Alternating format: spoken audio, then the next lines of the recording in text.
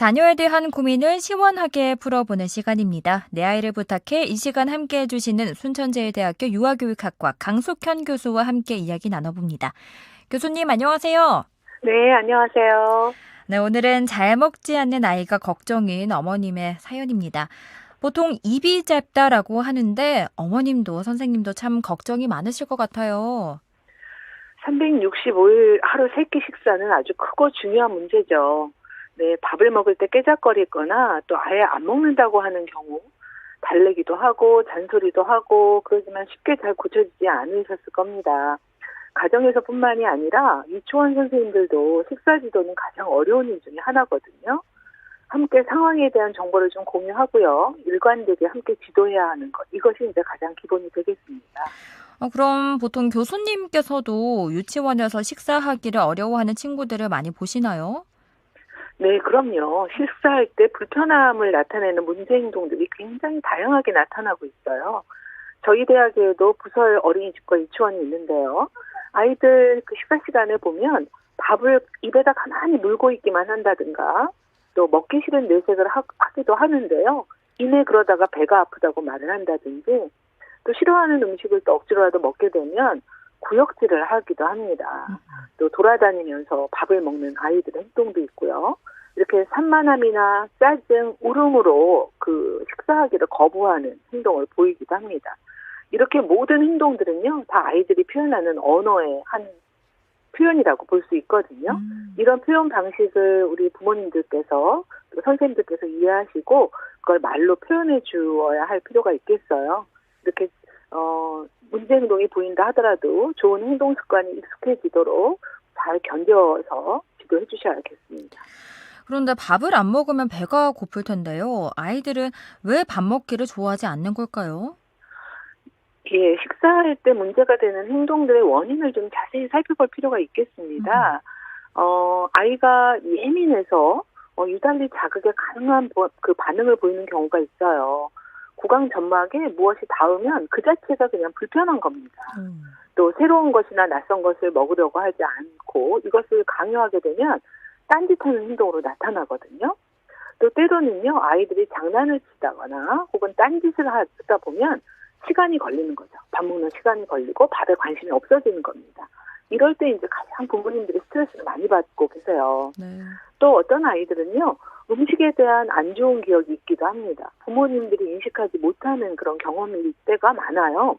먹다가 목에 뭐가 걸려서 크게 좀 놀랐다든가, 또 심하게 한번 체했던 경험이 있다든가, 그래서 고생을 했다면 아이들은 부모님들이 인식하지 못하고 계시지만 아이들에게는 굉장히 큰 충격으로 트라우마로 남아있기도 합니다. 또 때로는요, 많진 않지만 더 먹기를 기대하는 그런 그 양육 태도 때문에 그러기도 해요. 조부모님들께서 아이들이 많이 먹으면 좋아하니까 이제 많이 먹이는 경향이 있으신데요. 근데 그런 경우에 간혹 보이는 증상이기도 하고요. 또 간식을 너무 많이 줘서 정작 식욕이 뚝 떨어진 그런 케이스도 있습니다. 그래서 이렇게 안 먹는 행동의 원인을 잘 파악하시고 거기에 맞는 대처를 해주시면 지도가 가능해질 겁니다. 네, 사실 저는 생각하지도 못했던 이유들이거든요. 그렇다면 이런 이유에 따라서 부모님의 대처 방법도 달라져야겠네요. 그렇죠. 예민한 아이들인 경우에는요, 새로운 식재료가 주는 그 식감 때문에 좀 불편해하는 거거든요. 그렇기 때문에 그 감각에 익숙해지도록 천천히 유도를 해주셔야 되고요. 만약에 그렇게 조심을 하는데에도 너무나도 거부 상황이 심하다. 그리고 이것이 구역질 그 반응까지 간다. 이렇게 될 때는 전문적인 치료의 도움도 좀 받으셔야 될 것 같아요. 일단 가정에서는 조리법이라든가 음식의 크기를 좀 달리해서 먹여보는 그런 시도를 해봐 주시면 좋겠고요. 아주 그 과잉 행동으로 인해서 장난을 치거나 딴짓을 하거나 해가지고 부모님들께서 식사 지도에 어려움을 겪게 될 때는요. 그러한 그 다른 자극이 식사 중에는 노출이 되지 않도록 해주셔야 될 것 같아요. 그래서 방해가 되는 물건들, 특히 TV라든가 뭐 게임 기기라든가 이런 것들은 치워두고 꺼두고 이렇게 해주시면 좋을 것 같습니다. 그리고 만일 아이가 어떤 트라우마를 겪어서 이렇게 그 피하게 된다, 이런 걸로 파악이 된다 하시면요. 아이가 트라우마를 갖게 됐던 그 사건에 대해서 이야기를 충분히 할 수 있도록, 그래서 그 감정이 해소될 수 있도록 도와주시고요.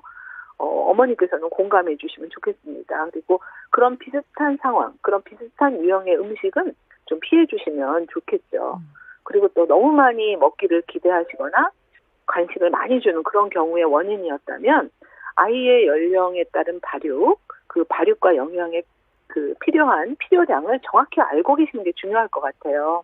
만약에 이제 할머니가 아이를 길러주신다 할 경우에는요, 부모님께도 이러한 그 지식을 전달해 주셔야 될 것 같아요. 왜냐하면 요즘 아이들이요, 영양 결핍이라기보다는 영양의 과잉이 굉장히 심합니다. 네. 그래서 소화기 비만이 다수이거든요. 또 이거는 소아 성인병으로도 나타나는 위험을 갖고 있기 때문에 우리가 정확히 그 유아 단계에 있어서의 식사 적정량을 아셔야 될 것 같아요. 보통 우리가 밥으로 친다면요, 어른의 반 정도를 아이들이 먹는 것이 적정량이다 이렇게 볼 수 있어요. 그런데 한 그릇, 뭐 두 그릇 이렇게 먹이지 않도록 해주시는 것이 좋겠습니다. 네, 이렇게 건강한 식습관을 길러주는 게 또 하나의 교육이라고 볼 수 있을 것 같은데요. 그렇다면 부모님께서는 어떤 기준을 가지고 지도하면 좋을까요?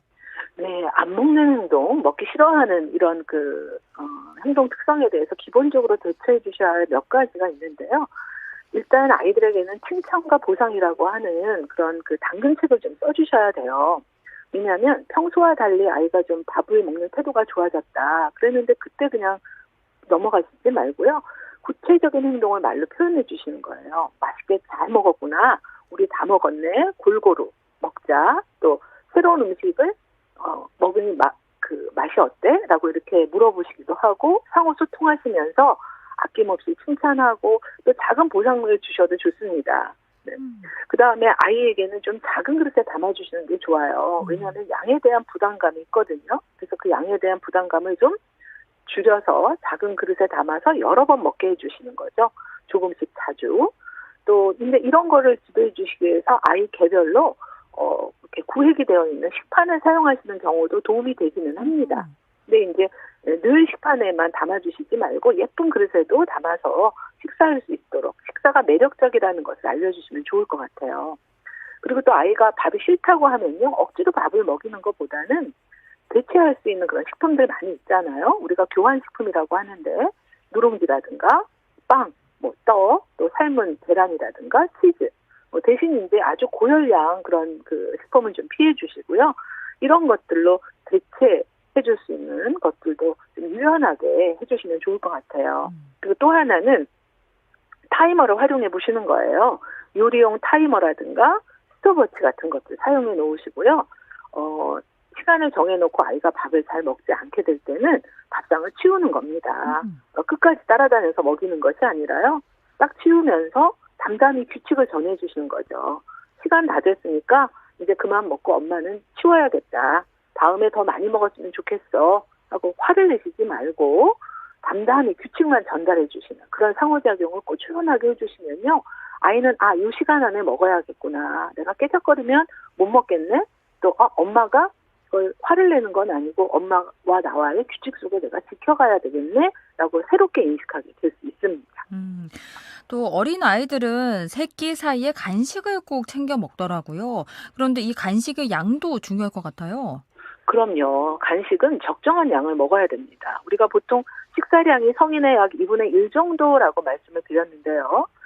생각보다 간식을 많이 먹어서 식사에 부담이 되게 되는 그런 섭식 지도를 하는 부모님들이 상당히 많습니다.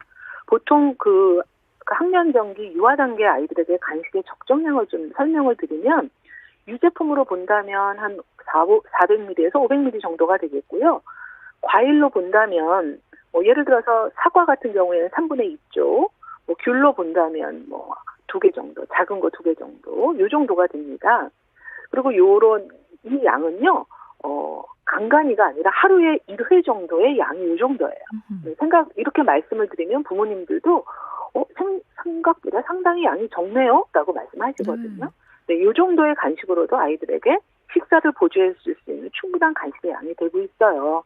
또 식사 전에, 2-3시간 전에 방해되지 않도록. 또 식사를 하고 난 다음에는 바로 과일을 먹고 간식을 먹는 것이 아니라 1-2시간 후에 간식을 먹을 수 있도록. 그래서 식사와 식사의 사이에 한 번 정도의 도움이 될 수 있도록 해주시는 게 좋고요. 가장 좋은 방식은 집안에 간식거리를 두지 않으시는 겁니다. 미리 간식을 구매해 두어서 그것이 습관화가 되도록 하지 않도록 하고요. 또 그거 가지고 갈등이 씨앗이 되지 않도록 이렇게 해주시는 게 좋을 것 같아요. 네.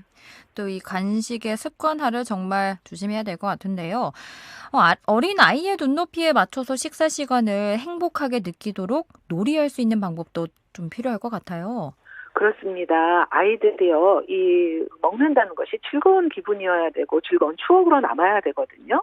그래서 아이와 함께 식사 시간을 즐겁게 행복하게 가지셔라라고 말씀드리지만 어머님들께서는 식사하는 자리에서 밥상머리 교육이다 하시면서 이제 교육에 들어가시거든요. 이때가 훈육이야라고 생각하시는데 그렇게 하지 마시고요. 식사 시간을 즐겁게 해주시기 위해서는 그 사전 활동부터 한번 같이 해보시면 어떨까 싶어요. 그래서 하나를 제안을 드리면 시장을 같이 보는 겁니다. 시장 보기부터 같이 계획하셔서 시장 장을 보시고요. 식재료를 고르고 함께 만들고 하는 요리 활동을 같이 해보는 거죠. 이렇게 되면 아이들의 관심과 호감이 높아져서요. 식욕을 북돋워 줄 수 있습니다. 그리고 다시 한번 말씀드리지만 훈육의 시간이 아니라 아이들과 함께 즐거운 추억을 남기는 맛있는 그 추억을 남기는 시간으로 받아주시면 좋겠습니다.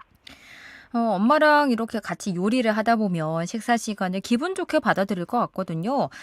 그리고 무엇보다도 아이가 왜 밥 먹기를 주저하는지 그 원인을 충분히 생각해 보시는 것도 좋을 것 같아요. 네, 그렇습니다. 아이들의 탐색, 자유로운 그 본성 이런 것들이 아이들에게는 승리적이고 또 이것이 오히려 아이들을 더욱더 잘 성장시킬 수 있는 그런 그 동력이 된다라고 이해해 주시고요. 이 아이가 밥을 먹을 때 어떤 지점에서 불편한 것인가. 아까 우리 원인을 잘 파악하자고 했는데요. 그 부분을 잘 관찰하셔서 아이가 그 식사하는데 어려움이 없도록 도움을 주시고요. 또 이렇게 식사하는 시간을 좀 규칙적으로 만들어 놓으셔야 될 것 같아요. 아이의 그 습관 지도라고 하는 건 굉장히 오랜 시간 꾸준하게 지도가 이루어지지 한두 번의 기법으로 인해서 이것이 형성되지는 않거든요. 아이들이 놀이를 좋아하기 때문에 1000번, 10,000번 놀이를 통해서 이렇게 즐겁게 한다면 부지불식간에 아이들이 이런 식습관이 형성이 되어 있는 걸 발견하실 수 있게 됩니다. 네. 야단을 친다거나 습관을 바로잡는 데 너무 몰입을 하면 밥맛을 잃을 수도 있겠죠. 네, 어머님의 인내와 끈기가 조금 더 필요하지 않을까 하는 생각도 듭니다. 네, 맞아요. 일단 부모님께서 처음부터 많이 골고루 먹이고 싶다는 이런 욕심을 좀 내려놓고 교육의 시작은 식사 시간을 즐겁게 느끼는 거다. 여기에서 출발을 하면 좋겠어요. 네, 아이들의 습관 지도에서 제일 어려운 것이 식습관, 또 하나가 수면 습관 지도거든요. 그런데 부모님들 걱정과 달리요. 이렇게 아이들에게 가장 어려움의 문제를 느끼는 수면이라든지 이러한 식습관도요. 아주 잘 지도가 됩니다. 그 이유는요. 아이들의 습관이라고 하는 게 그렇게 오래 묵은 게 아니거든요. 또 옆에서 우리 어머님들, 아이를 가장 사랑하시는 어머님, 또 아이들을 정말 진정 이해하고 성장시켜 주려고 하시는 선생님들께서 도움을 주려고 하고 계시기 때문에 아이들의 습관 지도가 이루어집니다. 또 게다가 아이들은 성장하면서요. 더 이상 그런 습관이 필요 없는 상태로 아주 잘 발달해 가거든요. 그러니까 이러한 습관을 이뤄가는 가장 큰 힘은 아이의 성장에 있다. 또 성숙에 있다. 이렇게 이해하시면 될 것 같고요. 나쁜 습관을 고쳐야지 이렇게 집중하시기보다는 아이 행동의 이면에 어떤 원인이 있는지 그걸 찾는 것. 이것이 더욱더 중요하다고 보겠습니다. 네. 오늘 말씀 이렇게 잘 들었습니다. 고맙습니다. 네, 감사합니다. 지금까지 순천제일대학교 유아교육학과 강숙현 교수와 함께했습니다.